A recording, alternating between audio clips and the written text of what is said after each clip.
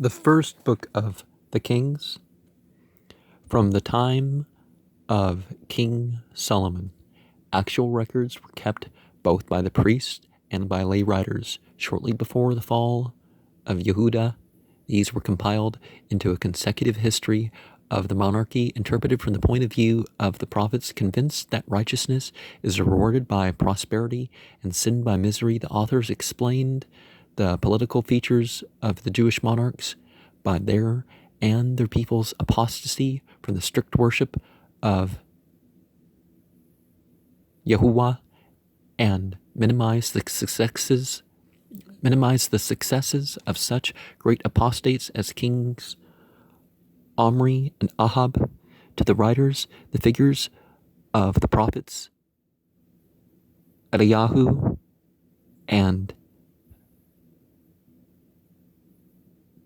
Elisha were far more important than those of the rulers. In the books of the Kings, we are reading what is primarily a religious philosophy of history rather than history proper.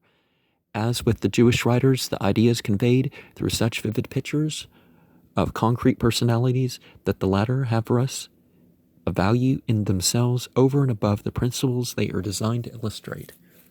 And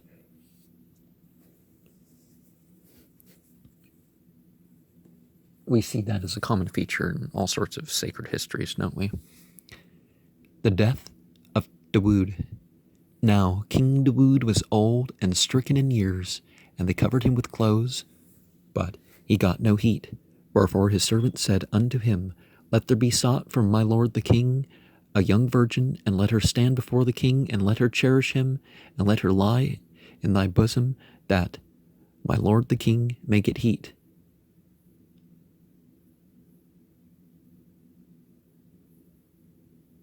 What type of mind comes up with this? But anyways, I mean, I know things like that are still being done, but so they sought for a fair damsel throughout all the coast of Yisrael, and found Abishag, a Shunammim, and brought her to the king. And the damsel was very fair, and cherished the king, and ministered to him, but the king knew her not. Must have been senile to not pick up on that he has a new wife or something. And then Adoniah, the son of Haggith, exalted himself, saying, I will be king. And he prepared him chariots and horsemen, and 50 men to run before him. And his father had not displeased him at any time in saying, Why hast thou done so? And he also was a very goodly man, and his mother bore him after Absalom. And he conferred with Joab the son of Zeruiah, and with Abiathar the priest, and they following Adoniah helped him. But Zadok the priest and Benya the son of Yahuidah and Nathan the prophet and Shema and Ra and the mighty men, maybe it's Ray, I don't know how some of these things are spelled in Armia. I mean, and the mighty men which belonged to Dawood were not with Adoniah. Wherefore Nathan spoke unto Bathsheba, the mother of Shlomo, saying, Hast thou not heard that Adoniah, the son of Haggith, doth reign, and Dawood our Lord knoweth it not? Now, therefore, come, let me,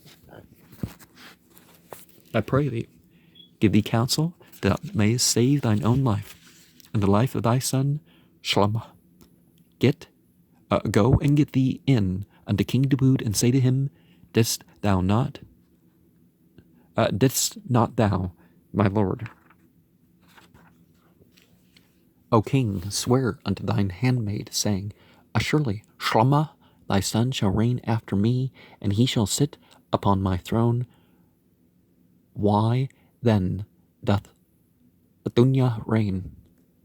Behold, while thou yet talkest there with the king, I also will come in after thee and confirm thy words.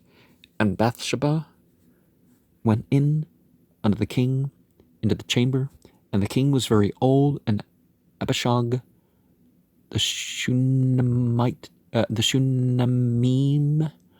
ministered unto the king. And Bathsheba bowed and did obeisance unto the king, and the king said, What wouldest thou?